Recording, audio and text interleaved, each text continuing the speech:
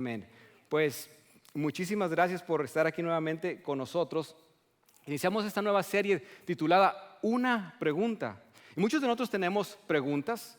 De hecho, hay una pregunta que yo tengo, no sé qué es lo que va a suceder cuando voy a poner 3 imágenes en la pantalla. Tal vez lo van a poner ahí arriba también, pero voy a poner 3 imágenes y quiero que ustedes las vean y se van a hacer ustedes una pregunta. ¿Listos? ¿Listas?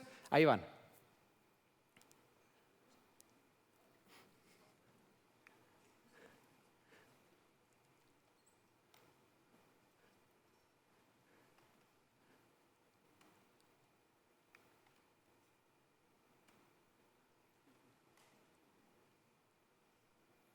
¿Qué te parece? ¿Qué te parece esas preguntas? Perdón, ¿qué te parece esto? ¿Cuál es la pregunta que viene a tu mente cuando ves eso? ¿Sabes cuál es mi pregunta? ¿Por qué? O sea, ¿por qué? Imagínate ver todo esto y ver una hamburguesa de ese tamaño. Ahora, si le hubieran puesto una tortilla a un lado de esa hamburguesa, entonces hubiéramos dicho, ok, que a todo dar, ¿verdad? Pero muchos de nosotros tenemos preguntas. Y esas preguntas que tenemos ante Dios muchas veces es la pregunta, el por qué. Déjame, te doy una historia. Hace tiempo fui invitado a un campamento de jóvenes y niños. Y cuando llegamos al campamento, yo estaba muy entusiasmado de estar por ahí. Y llegamos a ese campamento y el grupo que estaba organizando esto tenía un gimnasio. Es donde traían a estos jovencitos para el campamento que iba a durar una semana. Y recuerdo haber llegado a ese lugar y traían un costal con balones, con pelotas, ¿verdad? Traían balones y yo recuerdo que yo estaba con esa persona que estaba sacando los balones. Permiten que los jovencitos vengan, que tomen esos balones y que se pongan a jugar primero. Lo que tratan ellos de hacer es bajarle la energía a todos estos chavitos, imagínate. Entonces, yo recuerdo que saca esta persona que está encargada de ese lugar, saca un balón y lo avienta al piso. Estamos en una cancha, estamos en un gimnasio y lo avienta al piso. ¿Y qué crees? Es un balón de fútbol. Y luego a un ladito de eso estaba una portería de fútbol también. ¿Y qué pasa cuando hay un balón de fútbol, un mexicano y una portería de fútbol? ¿Qué es lo que sucede por naturaleza? ¿Verdad? Pues yo vi ese balón y lo veí y vi que no había nadie en la portería en primer lugar, ¿verdad? Entonces me acerco al balón y así de un derechazo certero, como en mis mejores tiempos. Y ese balón entró a esa portería como no te imaginas. Claro, no había portero, ¿verdad? Pero se me queda viendo la persona que había dejado el balón ahí. Se me queda viendo y sorprendidísimo. No sé si se sorprendió de que un mexicano anotó, porque usualmente, ¿verdad? Los mexicanos no anotan mucho en el mundial, ¿verdad? Pero se me queda viendo y dice, wow, ¿sabes jugar fútbol? Y le digo, sí sé jugar fútbol. Dice, los que usualmente nos mandan, y se refería a las personas que van a trabajar con ellos en estos campamentos, dice, ninguno de ellos sabe jugar fútbol. Y estaba muy contento la persona. Y en unos momentos más, después de que hicimos, en unos momentos más empezaron a llegar muchos de los chavitos y la voz empezó a esparcir por todos lados de que había una persona aquí que sabía jugar fútbol. Cuando se termina ese día el campamento, cuando se terminó la primera parte, yo recuerdo que 2 o 3 chavitos de ellos vinieron conmigo y me empezaron a empujar hacia afuera de ese gimnasio. Y salgo afuera del gimnasio y afuera estaba una cancha de, ¿qué crees? De fútbol. Y ya tenían los equipos listos allá afuera. Y ahora me traían a mí porque ya sabían que yo jugaba fútbol. Y yo estaba emocionadísimo también de jugar con estos chavitos. Yo recuerdo que era de esos equipos donde no hay camisetas, o sea, no tienen uniformes, y es esa de, ok, un equipo se quita la camisa y el otro mantiene la camisa. ¿Y cuál crees que me tocó a mí? Okay. Pues yo necesitaba como quiera broncearme un poco, así que empezamos a jugar y es increíble ver a esos chavitos y ver la alegría con la que jugaban y ver todo lo que estaba pasando. Y cuando terminamos de jugar, esa tarde yo me hice la pregunta, Dios, ¿por qué? Porque lo que no te platiqué acerca de estos chavitos es que cada uno de ellos, sin excepción, era un huérfano. Cada una de estas personas con las que estaba jugando era un huérfano. Y las historias de cada uno de estos jovencitos eran historias que te ponían a llorar. Yo recuerdo que cuando terminé mi plática con ellos, uno de ellos se acerca conmigo y me dice, Armando, yo no puedo perdonar a mi mamá. Y yo le pregunté por qué, por medio de un traductor, por cierto. Estábamos en un lugar en Rumania y teníamos que utilizar traductores para esto. Entonces me dice, cuando mi mamá me dejó a mí y a mi hermano atados a un árbol y nos abandonó ahí, pudimos haber muerto si nadie va y nos encuentra. Es una historia, y viene otro chavito y me dice, y me muestra ya sus cicatrices de su brazo quemado. Y me dice, para mí es difícil también el perdón, porque esto me lo hizo mi papá. Y tú podías ver las cicatrices. Su brazo estaba bien relativamente, pero tenía todas las cicatrices de un brazo completamente quemado. Y las preguntas que uno se hace cuando ve todo eso es, Dios, ¿por qué? ¿Por qué? ¿Por qué? ¿Por qué existe esto? ¿Por qué existe la maldad? ¿Por qué madres o padres o familia, por qué dejan a estos niños abandonados? ¿Por qué existe tanta maldad en el mundo? Y cada uno de nosotros, yo estoy seguro que ustedes también se han hecho esa pregunta del lugar de ustedes, de donde ustedes vienen, tal vez donde están ahorita, tal vez ustedes se hacen esa pregunta, Dios, ¿por qué les pasan cosas malas a las personas buenas? De hecho, esa es una de las preguntas que vamos a tratar el día de hoy de responder. ¿Por qué les pasan cosas malas a las personas buenas? Y yo no sé si ustedes se han hecho esa pregunta en alguna ocasión. ¿Se han hecho ustedes esa pregunta también? ¿Por qué les pasan cosas malas a las personas buenas? Pero básicamente lo que nosotros a veces preguntamos, aparte de eso, es lo siguiente. No es tanto por qué le pasan cosas malas a la gente buena, pero la pregunta que en realidad nos hacemos nosotros es, ¿por qué me pasan cosas malas a mí? A mí.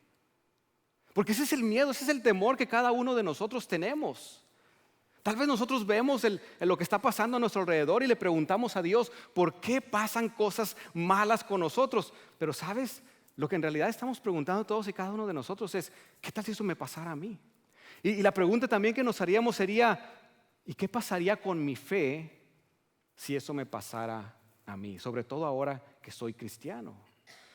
Tal vez algunos de ustedes están aquí en esta tarde porque ya les pasó algo malo y Dios vino a su vida y ahora están ustedes en una etapa de restauración y eso es bueno. Pero muchos de nosotros nos damos cuenta de que hay cosas malas que le suceden a personas que son cristianas también. Cosas malas le suceden a personas malas, cosas malas les suceden a personas buenas.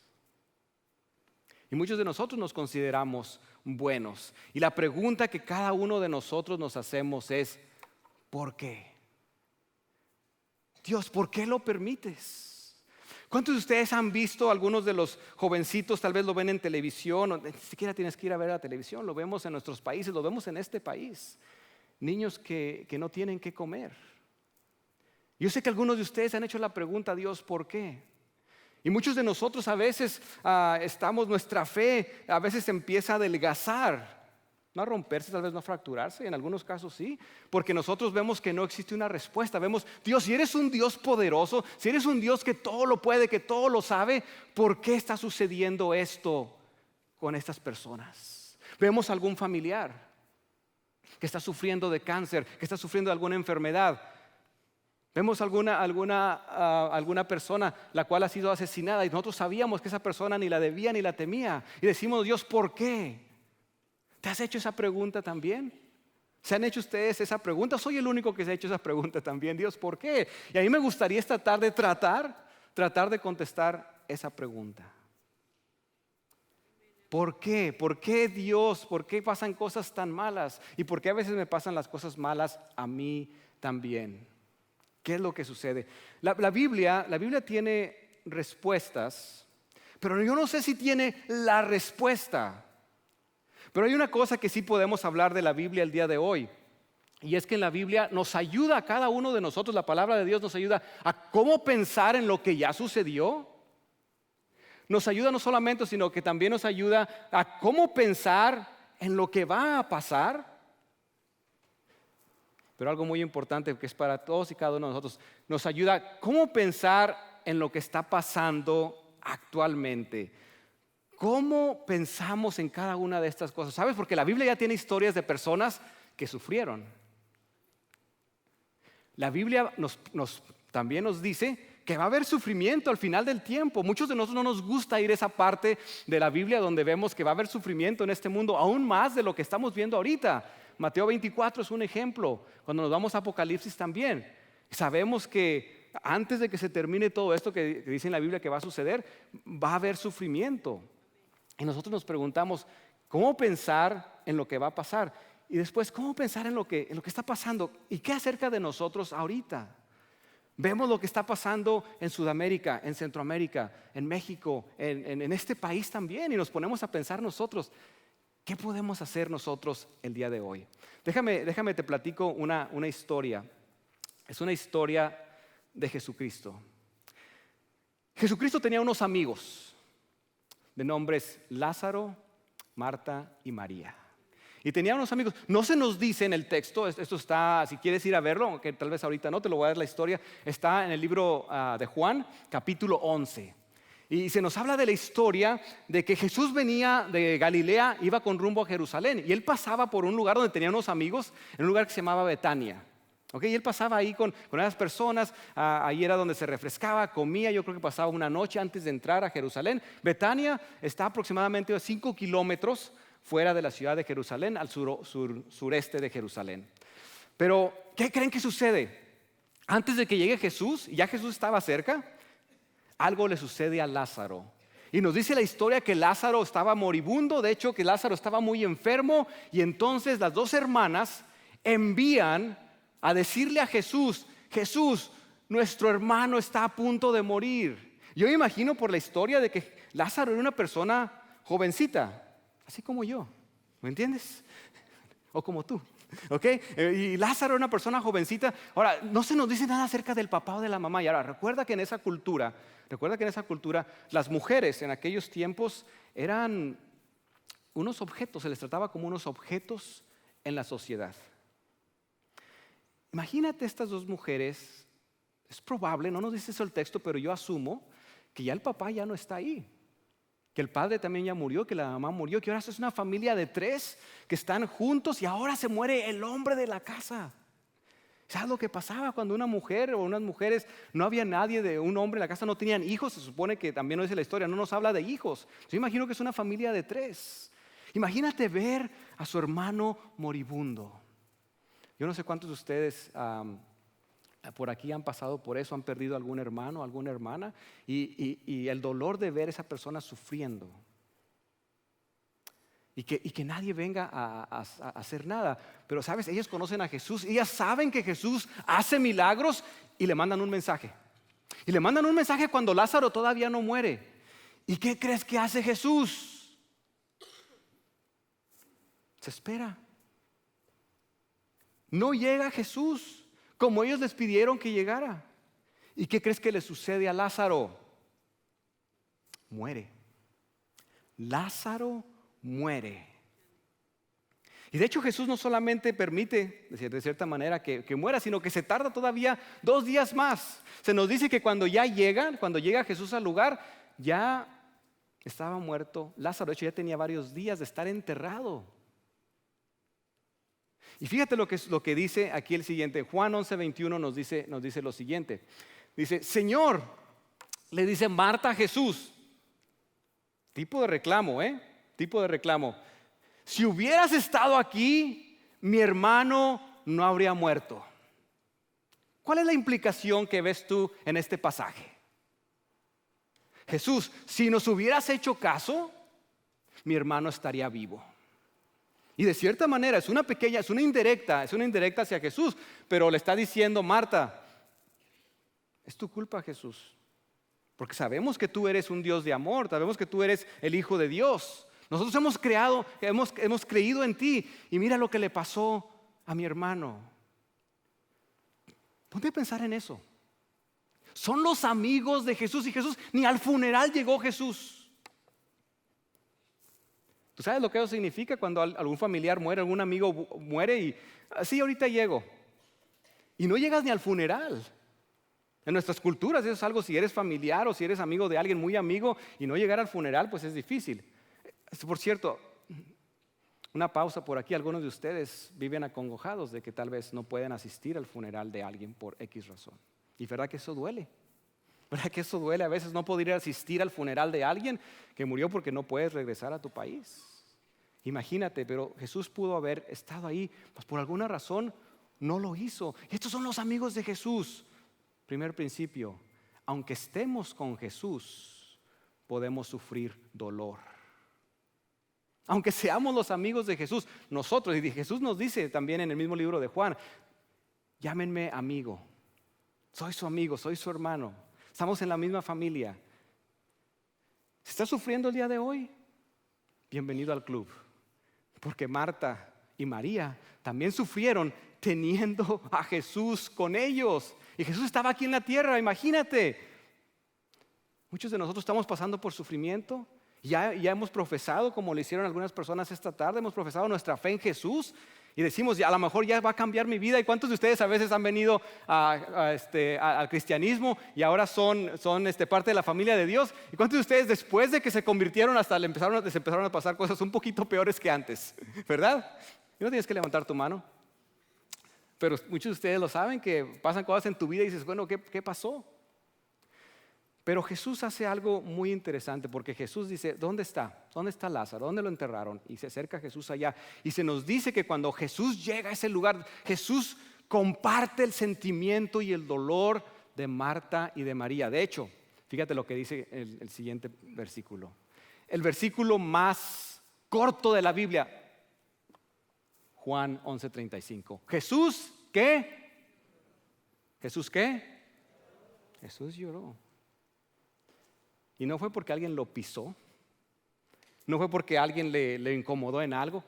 Jesús lloró, el sentimiento de ver a su amigo muerto. Jesús lloró, tenía ese sentimiento de ver a esa persona. Jesús lloró. Y qué cosas, ¿verdad? Que las personas que escribieron la Biblia en el griego lo vieron, que tenían que enfocarse en esa parte tan importante de que Jesús tiene sentimientos. Jesús lloró. Nos dice la Biblia, llora con el que llora, ríe con el que ríe también, nos dice Pablo en Romanos. Y Jesús lloró y ve esto. Pero hay algo importantísimo que hace, no lo voy a poner ahorita aquí en el ustedes, si ustedes quieren ir a leer esto en Juan, ¿sabes lo que hace Jesús? Jesús resucita a Lázaro. Inmediatamente de esto después va Jesús, Lázaro, sal. Tiene que decir su nombre, porque si no ha dicho, si nada más dice sal, a lo mejor todos los muertos hubieran resucitado, pero lo dice específicamente, Lázaro. Y Lázaro, después de 4 días de estar ahí, lo dice la historia, ya apestaba. ¿Por qué? Porque ya el cuerpo estaba descomponiéndose, estaba pudriéndose. Y Jesús le dice a esta persona, sal, y sale. Imagínate la alegría. Y en ese es un microcosmo, esa historia es un microcosmo de lo que Dios está haciendo con todos y cada uno de nosotros, donde Dios permite el dolor en nuestras vidas, pero al final viene Jesús y por medio de Él tenemos vida, y para nosotros va a ser vida eterna. Porque no se nos dice que Lázaro vivió para siempre. De hecho, yo estoy muy seguro que Lázaro eventualmente muere. No de la manera como murió de esta vez, eventualmente muere y no ha resucitado, aún no, pero lo va a hacer un día. Igual que todos y cada uno de nosotros. Qué interesante que Dios en esa historia de Juan nos da en un microcosmo, en una mini historia, lo que Dios está haciendo con todos y cada uno de nosotros. Que a pesar de que pasamos por enfermedad, a pesar de que pasamos por dolor, a pesar de que pasamos por sufrimiento, Jesucristo está ahí para cada uno de nosotros. ¿Cómo ves? ¿Cómo ves? A pesar, y no sé por lo que estés pasando tú el día de hoy, en serio, yo conozco lo que está pasando en la vida de Armando Zúñiga, pero yo no sé por lo que estás pasando tú el día de hoy. Pero si Jesús puede ir a traer a alguien de los muertos, eventualmente Él muere y al tercer día Él mismo resucita para comprobar que Él ha vencido la muerte y que tiene victoria aún sobre eso. ¿No nos regocija escuchar y saber que tenemos un Cristo que puede hacer esto? En el cual cuando ponemos nuestra confianza en Él, somos salvos, libres del castigo del pecado. Dios no responde nuestros porqués de la manera como nosotros queremos que la responda.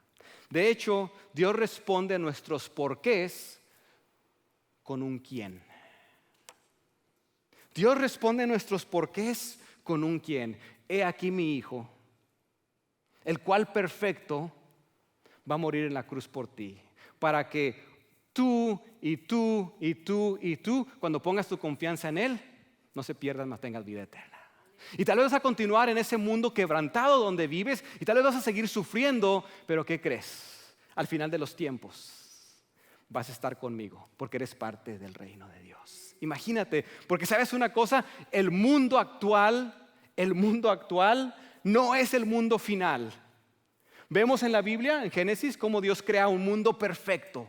Es el corazón de Dios, un mundo perfecto. Pero por medio del pecado, nosotros quebrantamos este mundo. Y vivimos en un mundo de crimen, vivimos en un mundo de sufrimiento, vivimos en un mundo de lo que tú quieras. Y estamos aquí.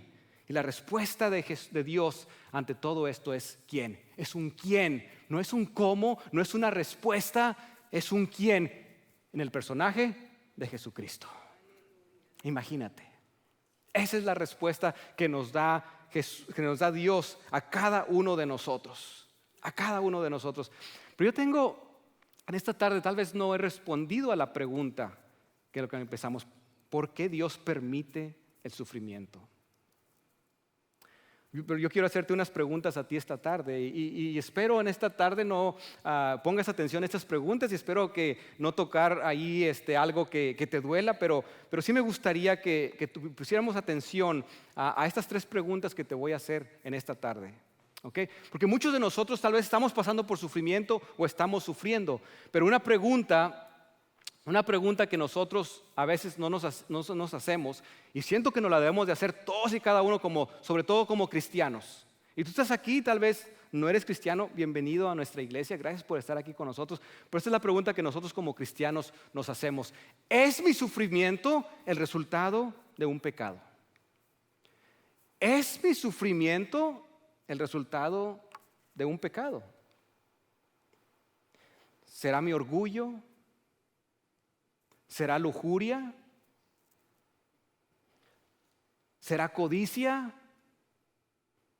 ¿Es nuestro sufrimiento el resultado de que estamos pecando ante Dios? Y es una pregunta válida, no nos la queremos hacer. Muchos de nosotros decimos, ay, ¿por qué está haciendo esa pregunta? Pero es una pregunta válida. ¿Es mi sufrimiento el resultado de algo que yo estoy haciendo? Tal vez de mi terquedad, tal vez de mi desobediencia. Yo espero que muy pocos, si no nadie de los que estemos aquí presentes, espero que respondan ustedes eso honestamente y digan, no, tal vez no es por eso. Porque muchos de nosotros estamos sufriendo las consecuencias el día de hoy, no por algo que nosotros hicimos, pero algo que hicieron nuestros padres, o algo que hicieron nuestros hermanos, o alguien que hizo nuestro esposo, o alguien que hizo nuestra esposa. Y estamos sufriendo el día de hoy como resultado de eso. Y tú dices, pastor, no fue mi culpa. Pero sabes, en este momento el desafío te lo pongo a ti. No importa si otra persona vino a tu alrededor, deberíamos hacernos esta pregunta. ¿Es mi sufrimiento el resultado de un pecado? Pero mira, fíjate lo que nos dice 2 de Pedro 3:9. Bien interesante. El Señor no se tarda en cumplir su promesa, según algunos entienden la tardanza, sino que es paciente para con ustedes, no queriendo que nadie perezca, sino que todos vengan al arrepentimiento. No importa si ahorita estás sufriendo porque tienes algún tipo de pecado en tu vida. Lo que está diciendo Dios dice, hey, yo soy paciente. Qué bueno que Dios es paciente. Porque si Jesucristo ha venido en el año 2005, yo no hubiera puesto mi confianza en Él.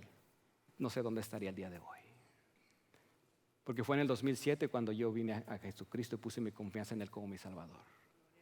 ¿Por qué no nos ponemos a pensar en eso también cuando a veces le pedimos a Dios que ya termine con lo que está pasando? Porque fíjate lo que dice Él es paciente para todos y cada uno de nosotros. ¿Sabe que Él no quiere? Él quiere que todos vengamos al arrepentimiento. ¿Estás pensando en tus familiares? ¿Estás pensando en aquella persona que te hizo algo, que te dañó, que por culpa de ella o de él algo te está doliendo? Pero ¿acaso no nosotros también deberíamos de tener el mismo corazón de Dios sabiendo que Él es paciente? Porque ¿qué pasaría si Él viene en este momento, nos ajusticia a todos? ¿Qué pasaría con ellos? Dios es paciente. ¿Cómo deberíamos ser nosotros también? Pacientes. Segunda pregunta, ¿es mi sufrimiento el resultado de que estoy siendo atacado por mi fe? Otra pregunta muy válida. ¿Es mi sufrimiento el resultado de que estoy siendo atacado por mi fe? He tenido la oportunidad de dar cursos a iglesias que son perseguidas. De hecho, el curso que les di a estas personas, tuvieron que traerlos a ellos a un país y no lo pude ir a hacer yo al país de donde son ellos, porque si yo hubiera ido, ustedes no tendrían, al menos este pastor no tendrían, ya estuviera otro aquí de pastor, porque tal vez ahorita estaría yo en la cárcel.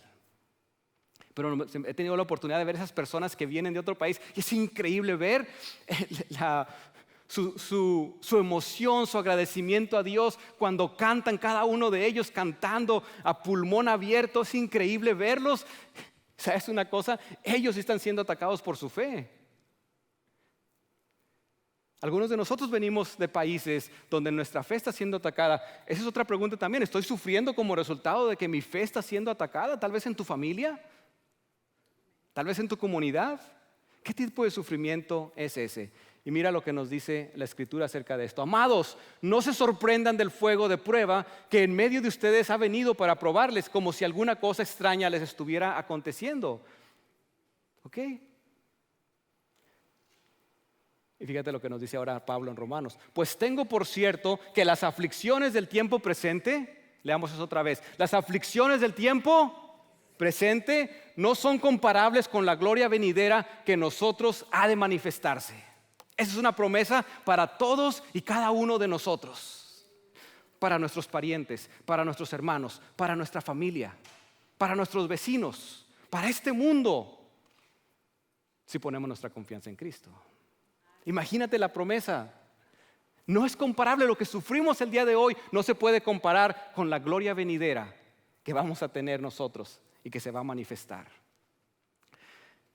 Y la tercera pregunta, que es muy importante, y tal vez algunos de ustedes aquí van a decir, oh, esa no me la sabía. ¿Es mi sufrimiento el resultado de que estoy siendo preparado para algo especial? ¿Cómo la ves? ¿Alguna vez te has puesto a pensar tú de esa manera también? Estás pasando por algo y dices, ¿por qué me está pasando esto? Estoy yendo a la iglesia, estoy obedeciendo, estoy haciendo esto de acá, no me están persiguiendo. ¿Por qué estoy sufriendo, Dios? ¿Será que tu sufrimiento es el resultado de que Dios te está preparando para algo especial? Pero te voy a hacer una pregunta, ¿lo crees? ¿Lo crees eso? ¿Cuántos de ustedes pueden pensar el día de hoy que como resultado de participar en una iglesia, en un futuro Dios los podría abrir las puertas del país de donde ustedes vinieron para que ustedes vayan a proclamar el Evangelio de Jesucristo, las buenas nuevas de Jesucristo? ¿Cuántos de ustedes han puesto en su pensamiento también que Dios te está preparando el día de hoy por lo que estás pasando, porque tiene algo especial para ti? No es por tu pecado, no es porque eres perseguido, pero porque Dios te está preparando a ti para algo especial. Fíjate lo que nos dice la Escritura. Pablo en Corintios, esta es una de mis escrituras favoritas. De hecho, te la tienes que memorizar antes de salir de aquel sermón. No te creas. No te la memorices completamente, pero al menos aprende dónde está. Segunda de Corintios, capítulo 1, versículos 3 al 4. Alabado sea el Dios y Padre de nuestro Señor Jesucristo. Padre, ¿qué? Misericordioso y Dios de toda consolación. Dios de toda consolación. Y fíjate para qué. Dice, quien nos consuela en todas nuestras tribulaciones. ¿Para qué? ¿Para qué? Con el mismo consuelo que de Dios hemos recibido, también nosotros podamos ¿qué? Consolar. Que podamos consolar a todos los que sufren. No dice a los mexicanos, no dice a los colombianos, no dice a los hondureños, no dice a los chinos, dice a todos. ¿Habías puesto a pensar en eso? Que por lo que estás pasando hoy en día, Dios lo puede utilizar para que tú vayas a consolar a aquellas personas que están sufriendo el día de hoy. Mi reto para ti, ¿te dejarías ser utilizado por Dios para llevar la esperanza a un mundo perdido, a un mundo quebrantado? Y si tú sientes que estás sufriendo el día de hoy, que sufrimiento es algo que es subjetivo, señores y señores. El sufrimiento para una familia es diferente al sufrimiento de otra familia. El sufrimiento pudo haber sido la muerte de alguien, el sufrimiento puede ser sentirse atado en este país por cuestiones legales. El sufrimiento puede ser alguna enfermedad que es pasajera, el sufrimiento puede ser que alguien tiene cáncer terminal. ¿Cuál es tu sufrimiento? Pero a través de todo eso, no importa lo que es la respuesta de eso, Dios nos consuela en todas nuestras tribulaciones para que con el mismo consuelo que de Dios hemos recibido, también nosotros vayamos y podemos consolar a todos los que sufren.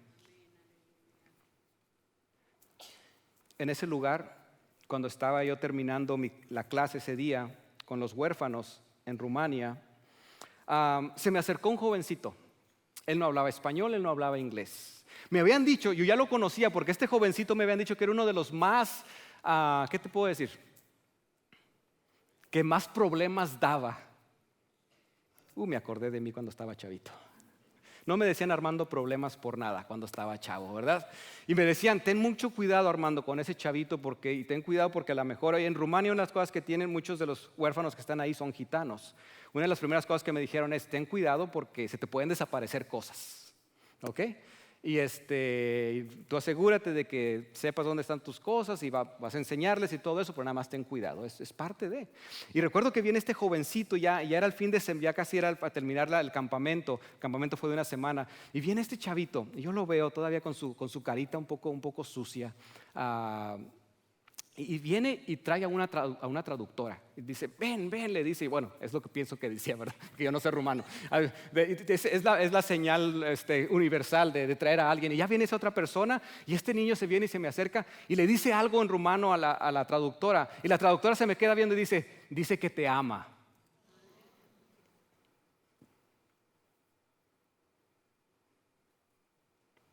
Dice que te ama. Que te va a extrañar. Se quita al jovencito él traía una pulsera que alguien más le había dado. Se la quita y me la entrega. Un recuerdo. Este niño que no tiene absolutamente nada. Lo único que puede dar es su amor. Que cada uno de nosotros hay algo que nadie nos puede quitar. El amar a otra persona incondicionalmente, de la misma manera que Dios nos amó a nosotros. ¿Te puedes imaginar ver el amor de Dios a través de este jovencito? Para mí. Y lo que eso hizo en mi vida, pensando que yo iba a ministrar a estos chavitos y Dios termina ministrándome a mí a través de ellos. Es el reto que te dejo esta tarde. Porque la respuesta a la pregunta del sufrimiento, te voy a decir, ¿sabes una cosa? Cuando tenemos esa pregunta nosotros, discúlpame que no la pude responder esta tarde. Y si tú la puedes responder, vienes y me avisas. Escribes un libro acerca de hecho y me das el 20%. ¿Okay? No. A la iglesia, es lo que quise decir. A la iglesia le das el 20%, sí, porque la idea la sacaste de él. Dios, ¿por qué les pasan cosas malas a las personas buenas? No lo sé. Y personas han escrito libros y libros acerca de esto, pastores han predicado, etcétera, etcétera. No tengo la respuesta. Pero Dios nos dice, yo tengo un propósito para ti. Tú no necesitas tener todas las respuestas para ser la respuesta en un mundo de sufrimiento. Tú no necesitas tener todas las respuestas para que tú seas la respuesta en un mundo de sufrimiento. Mastícalo despacito, por favor. Llévatelo contigo esta tarde. Porque muchos de nosotros, debido a lo que estamos pasando el día de hoy, decimos, pastor, yo ahorita no quiero servir, pastor, yo ahorita no puedo dar, pastor, yo ahorita puedo hacer esto, no puedo hacer esto, lo otro.